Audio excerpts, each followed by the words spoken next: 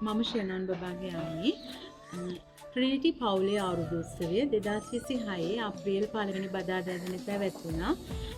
මම මේ අවුරුදු උත්සවයේ සුවිශේෂී ඉතාමත් සුවිශේෂී දෙයක් දැක්කා ජන ක්‍රීඩා ගැන.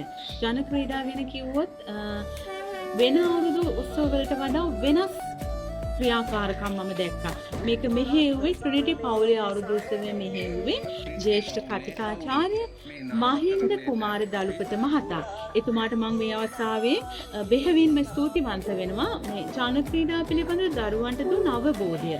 කුඩා දරුවගේ ඉඳලා ලොකු දරුවා වෙනකම් පුළුල් විදිහට අවබෝධයක් ලබා දුන්න මට මේ අවස්ථාවේදී මම කියන්න කැමතියි. මගේ ලොකු පුතා මට ඇවිල්ලා කිව්වා පාඩම කරද්දී මට මතක් වුණා ඒ මහතා කියපු මේ ජන ක්‍රීඩා පිළිබඳව උගුර ටීචර් කියද්දී මම අම්මේ නැගිටලා උත්තර දුන්නා. ටීචර් පුදුම වුණා.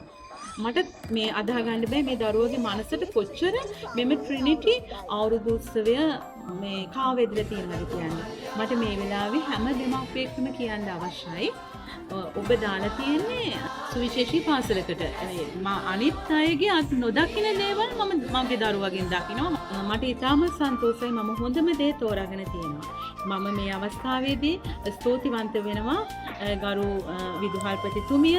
බෙහෙවින්ම ස්තුතිවන්ත වෙනවා මේ වගේ පාසලක් මෙහෙයවීම පිළිබඳ. ඒ වගේම ආචාර්ය මණ්ඩලයටත් මම හදපිරි ස්තුතිය පිරිනමනවා. අති රසවාගේ මිහිරියාලේ නැකතට යමුද